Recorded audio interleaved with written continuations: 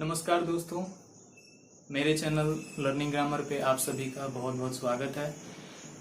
मेरा नाम अभिजीत यादव है और जहाँ तक आप लोगों को ये लग रहा होगा कि इसकी क्वालिफिकेशंस क्या हैं, तो मैं थोड़ा अपने बारे में बता देता हूँ, क्योंकि मेरा चैनल जो कि अभी नया है। मैं इंग्लिश लिटरेचर से मैंने एमए पास किया हुआ है 2018 में, और 2018 दिसंबर 2018 में ही मैंने नेट का एग्ज़ाम भी क्लियर करा हुआ है। अभी फ़िलहाल में मैं बीएड 4th सेमेस्टर का स्टूडेंट हूँ और टेट सीटेट मैंने दोनों क्लियर किए हुए हैं। दोस्तों, आपको पता होगा कि आज के समय में इंग्लिश लैंग्वेज का, इंग्लिश ग्रामर का हर कॉम्पिटिटिव एग्जामिनेशन में बहुत ही बड़ा योगदान है और आपको छोटी सी छोटी बातों पे भी ध्यान देना पड़ता है। जैसे कि आप कोई भी कंपटीशन एग्जाम देने जाते हैं तो आपको एक सिंपल सा सेंटेंस दिखेगा और आप कंफ्यूज हो जाते हैं कि यहाँ पे किस तरह से या कैसे हम इस सेंटेंस को पहचानें, या फिर आपको ऐसा लगता है कि अरे ये तो दिया हुआ सेंटेंस ही सही है। लेकिन दोस्तों, आपको जब तक इंग्लिश ग्रामर के बेसिक रूल्स आपको नहीं मालूम होंगे, जैसे कि आपको पता होना चाहिए कि हर चीज का एक ढांचा होता है, एक स्ट्रक्चर होता है, उसी तरह से सेंटेंस या फिर इंग्लिश ग्रामर के हर सेंटेंस का एक ढांचा होता है और आपको उन छोटी सी छोटी बातों पे ध्यान देना आवश्यक होता है। तो यहाँ पे इस चैनल पे दोस्तों मैं आपको बहुत ही सिंपल भाषा में मैं आपको ये बताने जा रहा हूँ कि आप कैसे किसी भी इंग्लिश ग्रामर के सेंटेंस के, इंग्लिश के सेंटेंस को आप समझ सकते हैं और उसका मूल्यांकन कर सकते हैं। तो दोस्तों, अगर आपको वीडियो पसंद आए तो लाइक करें, शेयर करें, चैनल को सब्सक्राइब जरूर करें और अपने दोस्तों के साथ इसे शेयर जरूर करें, जिससे कि बहुत से लोगों को इसके बारे में जानकारी मिल सके। तो चलिए वीडियो शुरू करते हैं।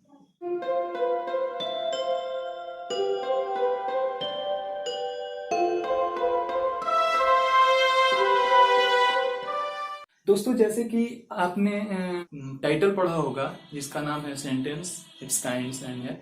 तो सबसे पहले जो सेंटेंस है, आपको बहुत सी सीधी सी बात है, मैं बताता हूँ कि दोस्तों देखिए, जो मैं आपसे बात कर रहा हूँ सीधे शब्दों में या फिर कम भाषा में कम शब्दों का चुनाव करके ऐसे शब्द होने चाहिए जिससे सामने वाले को बात समझ आ जाए, उसको प्रयोग में लाए जाने वाले वाक्यों के एक समूह को ही, जिससे कि एक कंप्लीट मीनिंग निकले, उसे ही हम सेंटेंस कहते हैं। तो सीधी सीधी भाषा में अगर आपसे कोई बोले कि सेंटेंस किसे कहते हैं, तो आप सीधा इतना सा बोल दो कि देखो भाई, शब्दों का ऐसा समूह होना चाहिए जिससे कि मीनिंग मेरी कंप्लीट हो जाए, मैं जो बात कहना चाहता हूँ वो उस तक पहुंच जाए, उसे ही हम एक सीधा साधा सेंटेंस बोलेंगे।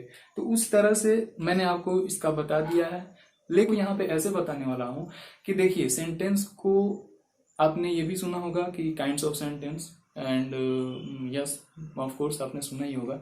काइंड्स ऑफ सेंटेंस में असर्टिव आता है, इंट्रोगेटिव आता है, इंपरेटिव, ऑप्टेटिव और एक्सक्लेमेटरी।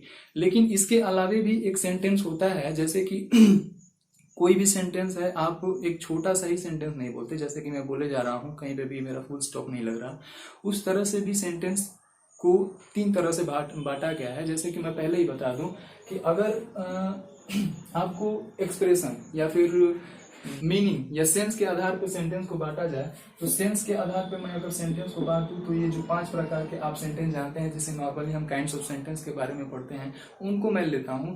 और दूसरा जो सेंटेंस है, जिसे आप शायद जानते भी होंगे और नहीं भी जानते हैं, मैं इसको स्ट्रक्चर के आधार पर सेंटेंस को बांटना मानता हूं। और इस स्ट्रक्चर के आधार पर सेंटेंस 3 प्रकार के होते हैं, तो इसके बारे में थोड़ी देर में आएंगे। उससे पहले जो हमारा सेंस के आधार पे जो सेंटेंस है, मैं आपको बता दूं जो आप जानते हैं। तो सबसे पहले हमको पता है कि इसमें आता है हमारा असर्टिव सेंटेंस, दूसरा हो गया हमारा इंट्रोगेटिव सेंटेंस। अगर हिंदी में आपको चाहिए तो हिंदी में मैं अभी बता दे रहा हूं इसके बारे में। तीसरा हो गया हमारा इंपरेटिव सेंटेंस,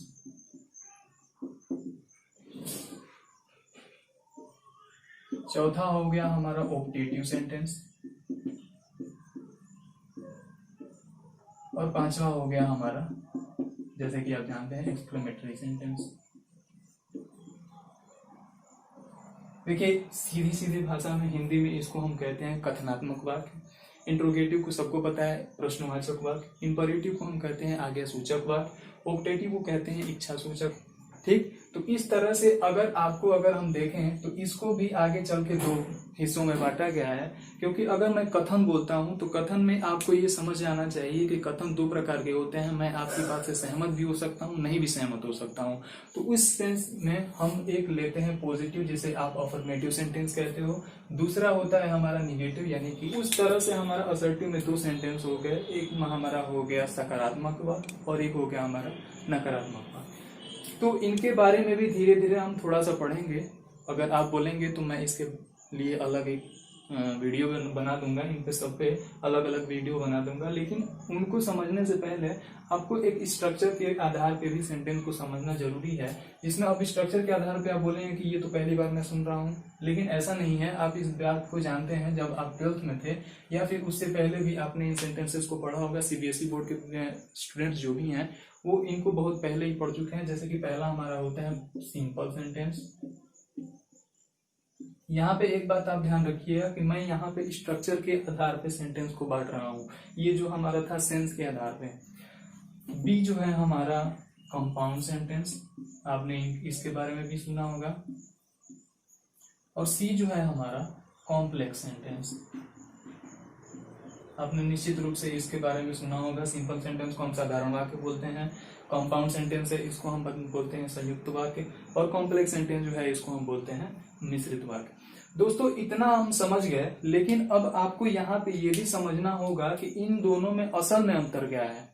दोस्तों अंतर बहुत कुछ खास नहीं है। जैसा कि यहाँ पे स्ट्रक्चर ढांचे के आधार पे सेंटेंस को बांटा गया है, और यहाँ पे हमारा सेंस के आधार पे, यानी कि आपकी भावना क्या है, आप कैसे क्या करना चाहते हो, उस तरह से इन सेंटेंसेस को बताया गया है। सिंपली हम बहुत ही नॉर्मल भाषा में बोल देते हैं कि सेंटेंस हमारे 5 प्रकार के होते हैं। लेकिन अगर इनको बांटा जाए तो इनमें बहुत ही नॉर्मल सी बात यह है कि आपको ये बात समझनी होगी कि किसी भी सेंटेंस के लिए सेंटेंस के 3 ही ढांचे होते हैं। सेंटेंस कोई भी सेंटेंस होगा, आप यहाँ पे अगर आपके पास नोटबुक और पेन पेंसिल है तो आप यहाँ पे लिख सकते हैं कि सेंटेंस 3 ही प्रकार से बनते हैं। और वो सेंटेंस का पहला स्ट्रक्चर है कि एक सेंटेंस बनाने के लिए हमको कार्य करने वाला यानी कि कर्ता को हम सब्जेक्ट बोलते हैं, और उसके द्वारा किया गया कोई कार्य होना चाहिए।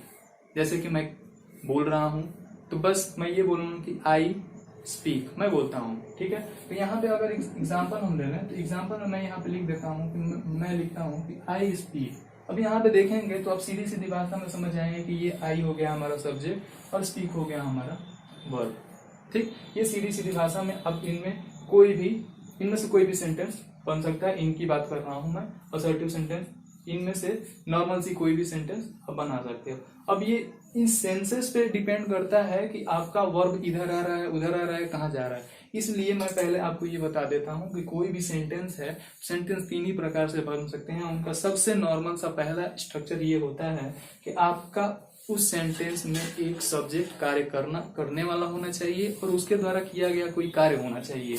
दूसरी बात ये आती है कि अगर आपका सब्जेक्ट हो गया, वर्ब भी हो गया, कर्ता हो गया, उसके द्वारा किया गया कोई कार्य हो गया, तो उस कर्ता के द्वारा किए गए कार्य का प्रभाव जिस पे पड़ जाएगा उसको भी अगर हम उसमें डाल दें, जैसे कि सब्जेक्ट हो जाए, वर्ब हो जाए, और एक हम डाल देते हैं इसमें ऑब्जेक्ट। यानी कि अगर मैं बोल दूं कि आई ईट मैंगो, तो आप यहाँ पे सीधी सीधी भाषा में देख सकते हैं कि मेरे द्वारा कार्य हो रहा है खाने का, और खा क्या रहा हूं तो आम। उस सेंस में आप देख रहे हैं कि सब्जेक्ट हो गया, वर्ब हो गया, और ये हमारा हो गया ऑब्जेक्ट। मैं धीरे से इस पे इनको बताने के बाद से मैं इस पे जरूर आऊंगा।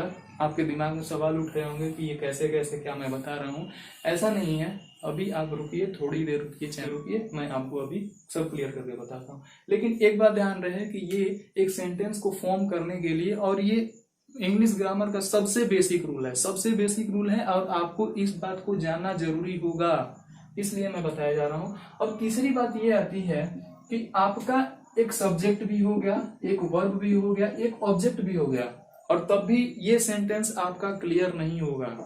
अब आप बोलेंगे कि मैं अभी बोल रहा हूं यहाँ पे कि सेंटेंस क्लियर हो गया, कंप्लीट मीनिंग दे रहा है, लेकिन यहाँ पे कंप्लीट मीनिंग नहीं देगा। जैसे कि मैं आपको एग्जांपल दे रहा हूं कि ही गेव मी, ये सेंटेंस आप देखेंगे सब्जेक्ट हो गया, वर्ब हो गया, और ये हो गया हमारा ऑब्जेक्ट। लेकिन अगर आप ध्यान से देखेंगे, मैं बोल रहा हूं उसने मुझे दिया। शब्दों का समूह जरूर है, लेकिन क्या मीनिंग निकल रहा है? उसने मुझे दिया, क्या दिया भाई, क्या नहीं दिया, ये हमको पता नहीं चल रहा है। तो इस सेंस में सिंपली हम क्या करते हैं कि एक ऑब्जेक्ट और डाल देते हैं, एक ऑब्जेक्ट और लगा देते हैं। जैसे कि he gave me A pen, अगर हम जैसे डालते हैं ए पेन, जैसे ही डालते हैं तो ये भी ऑब्जेक्ट बन रहा है। इस सेंस में हम बोल रहे हैं कि सब्जेक्ट हो गया, वर्ब हो गया, एक ऑब्जेक्ट पहले से था तो इसको हम बोल देते हैं ऑब्जेक्ट 1, और एक ऑब्जेक्ट बाद में हमने डाला तो इसको हम बोल रहे हैं ऑब्जेक्ट 2। तो ये ऑब्जेक्ट 1 और ऑब्जेक्ट 2, इसी ऑब्जेक्ट 2 को हम बाद में आगे चल के बताएंगे कि इसी ऑब्जेक्ट 2 को अगर सेंटेंस का मीनिंग आपका पूरा नहीं हो रहा है, जैसे कि यहाँ पे सेंटेंस का मीनिंग पूरा नहीं हो रहा था, ही गेव मी, उसने मुझे दिया, नहीं क्लियर हो रहा था, तो सेंटेंस के मीनिंग को पूरा करने के लिए हमने जैसे ही एक ऑब्जेक्ट डाला या जैसे ही कोई शब्द डाला और जो उस सेंटेंस के मीनिंग को पूरा करते रहा है, उसी को हम बोलते हैं पूरक, हिंदी में पूरक, और इंग्लिश में बोलते हैं उसको कॉम्प्लीमेंट। ठीक है, तो इस तरह से जैसे ही आप देख रहे हैं कि सब्जेक्ट हो गया, वर्ब हो गया, ऑब्जेक्ट, मीनिंग कंप्लीट नहीं था तो हमने एक डाल दिया ऑब्जेक्ट, और जैसे ही हमने उस ऑब्जेक्ट को डाला हमारा मीनिंग पूर्ण हो गया। उस सेंस में हमारा ये आने वाला ऑब्जेक्ट 2 जो है इस सेंटेंस के मीनिंग को पूरा करता है, और इस तरह से इस सेंटेंस के स्ट्रक्चर को ये सही करता है, और तब सही मायनों में जाके ये सेंटेंस अपना पूरा मीनिंग दे पा रहा है। तो आपने यहाँ पे ये देखा कि सेंटेंस के 3 ही स्ट्रक्चर होते हैं, और इन्हीं 3 ही स्ट्रक्चरों पे कोई भी सेंटेंस, दुनिया का कोई भी सेंटेंस हो वो फॉर्म होता है, उस पे बना होता है। अगर आप बोले कोई भी सेंटेंस, अगर मान लेते हैं कि यहाँ से लेके यहाँ तक भी सेंटेंस है, तो आपके दिमाग में ये बात चलनी चाहिए कि उसमें निश्चित रूप से एक सब्जेक्ट होगा, उसके द्वारा किया गया कोई कार्य होगा, और उसका प्रभाव भी, अगर कोई ऑब्जेक्ट होगा तो उसका प्रभाव भी उस ऑब्जेक्ट पे पड़ेगा जहां पे। आपको ये बात समझनी होगी कि कोई भी सेंटेंस हो उसमें हमको सब्जेक्ट और वर्ब और ऑब्जेक्ट ढूंढना सबसे पहले आना चाहिए, और आप उस तरह से कैसे उसको ढूंढोगे मैं ये भी आपको बता दे रहा हूँ। तो दोस्तों, मुझे लगता है कि इस वीडियो में हम इनके बारे में तो बात नहीं कर सकते, लेकिन मैं इनके बारे में अभी पूर्ण रूप से आपको बता देता हूँ, और नेक्स्ट वीडियो में या फिर अगर आप बोलेंगे, जैसा आप कमेंट बॉक्स में सुझाव देंगे, तो मैं इन पे अलग अलग एक वीडियो बना दूंगा, क्योंकि आपको ये बात भी समझनी जरूरी है कि इनका स्ट्रक्चर हमेशा ऐसे नहीं रहेगा। ये असर्टिव सेंटेंस का स्ट्रक्चर है, मैं आपको ये बता रहा हूँ। देखिए, असर्टिव सेंटेंस है तो यहाँ पे मैं सब्जेक्ट और वर्ब है, मैं खाता हूँ। सकारात्मक वाक्य है, मतलब कि इस असर्टिव सेंटेंस में कथन मैं दे रहा हूँ कि मैं बोल रहा हूँ, तो उस सेंस में ये असर्टिव सेंटेंस हो गया। निगेटिव बनाना होगा तो उसके बारे में भी मैं खींच के आपको बताऊंगा कि इस वर्ब को 2 हिस्से में बांट देंगे, और कहाँ पे नॉट लगेगा और क्यों लगेगा वो भी मैं आपको अगले वीडियो में बता दूंगा। लेकिन आपको यहाँ पे ये बात समझनी जरूरी होगी। बात कर रहे थे कि अगर कोई सेंटेंस है, उस सेंटेंस में कई लोगों को ये भी दिक्कत होता है, कोई भी इंग्लिश लैंग्वेज समझने में, इंग्लिश ग्रामर समझने में थोड़ी सी दिक्कत होती है, तो ये नहीं समझ आता कि सब्जेक्ट कौन सा है, वर्ब कौन सा है, ऑब्जेक्ट कौन सा है। तो सीधी सी बात ये है कि आप कोई भी एक ढूंढ लो, कोई भी एक, ठीक, कोई भी एक, यानी कि आपको ये भी पता होना चाहिए कि सब्जेक्ट जो है सेंटेंस के जस्ट स्टार्टिंग में आता है, लेकिन आपको ये भी ध्यान रखना होगा कि वर्ब कहाँ से शुरू हो रहा है, जिसे हम सब्जेक्ट और प्रेडिकेट जो नॉर्मली हम बोलते हैं, उसको ध्यान में रखते हुए आपको ये बात ध्यान देनी चाहिए कि अगर आप सब्जेक्ट ढूंढ लिए तो आपको ये बात ध्यान रखनी चाहिए कि सब्जेक्ट के तुरंत बाद क्या आता है। तो 3 स्ट्रक्चर्स में आप देख रहे हैं कि वर्ब है, वर्ब के तुरंत बाद आएगा हमारा ऑब्जेक्ट, चाहे वो ऑब्जेक्ट एक हो चाहे 2 हो, कितने भी ऑब्जेक्ट क्यों ना हो, हमारे सेंटेंस में सब्जेक्ट के पास से वर्ब के तुरंत बाद से हमारा ऑब्जेक्ट। अब यहाँ पे मैं एक चीज आपको ये बताना चाहता हूँ कि अगर ये सेंटेंस है, इस सेंटेंस में ऑब्जेक्ट 1 और ऑब्जेक्ट 2 है, तो इन दोनों में असल में डिफरेंस क्या है? डिफरेंस ऐसा है कि जब आपने इस सेंटेंस में ए पेन नहीं डाला था तो ये सेंटेंस हमारा अधूरा हो जा रहा था, लेकिन जैसे ही इस सेंटेंस में आपने ए पेन डाल दिया, सेंटेंस हमारा पूरा हो गया। यानी कि अगर इस सेंटेंस से आप ए पेन निकालते हैं तो सेंटेंस का मीनिंग पूरा नहीं होता, लेकिन उसी के ओपोजिट अगर आप इस सेंटेंस से मी निकाल देते हैं तो केवल उसमें से मुझे का अर्थ हटेगा, लेकिन इस सेंटेंस का मीनिंग जो होगा वो एकदम पूर्ण रूप से कंप्लीट होगा। जैसे कि ही गेव अ पेन, उसने मुझे एक पेन दिया, तो इस सेंटेंस का मीनिंग हमारा बिल्कुल सही है। तो यहाँ पे अगर आपको मैं ये बताऊं कि अगर इस सेंटेंस में जब ये ए पेन हमारा सेंटेंस को पूरा कर दे रहा था, तो इसी को हम बोलते हैं डायरेक्ट ऑब्जेक्ट। यानी कि डायरेक्ट ऑब्जेक्ट जो होता है, यानी कि जो कॉम्प्लीमेंट भी हम बोल रहे हैं, अगर ये डायरेक्ट ऑब्जेक्ट अगर हम डाल रहे हैं तो सेंटेंस का मीनिंग पूरा है, इस वजह से इसे हम बोलते हैं डायरेक्ट ऑब्जेक्ट यानी प्रत्यक्ष कर्म। उसी को हम कॉम्प्लीमेंट भी बोलते हैं। और एक चीज और आपको ध्यान रखना चाहिए कि ये जो डायरेक्ट ऑब्जेक्ट होता है वो हमेशा किसी भी सेंटेंस में नॉन लिविंग ही होगा, ठीक। और उसी तरह से अगर ये जो हमारा मी है जिससे मीनिंग हमारा पूरा नहीं हो रहा था उसको हम बोलते हैं इनडायरेक्ट ऑब्जेक्ट यानी कि अप्रत्यक्ष कर्म। और ये हमारा ऑब्जेक्ट हमेशा नॉन लिविंग होगा और इसको सेंटेंस में केवल ये अकेला रह रहा है तो ये सेंटेंस का मीनिंग पूरा नहीं करेगा। लेकिन जैसे ही हम एक डायरेक्ट ऑब्जेक्ट जो कि नॉन लिविंग होगा उसको डालेंगे सेंटेंस का मीनिंग पूर्ण हो जाएगा। और यहाँ पे आप देख भी सकते हैं कि अगर इस सेंटेंस से मी को हटा रहे हैं तो सेंटेंस का मीनिंग तब भी पूरा है, लेकिन इस सेंटेंस में से जैसे ही ए पेन हटा रहे हैं सेंटेंस का मीनिंग अधूरा हो जा रहा है और सेंटेंस हमारा पूर्ण रूप से, जो कि एक सेंटेंस का परिभाषा है कि a group of words which gives a complete sense is a called sentence, वो पूरा नहीं हो रहा है। तो इस सेंस में आप ये ध्यान रखें कि डायरेक्ट और नॉन लिविंग होगा और इनडायरेक्ट ऑब्जेक्ट वही होगा जो लिविंग होगा। तो दोस्तों मुझे आशा है कि ये वीडियो आपको पसंद आई होगी और अगर आपको ये वीडियो पसंद आई है तो इसे लाइक, कमेंट और शेयर करना न भूलें और चैनल को सब्सक्राइब भी कर दें।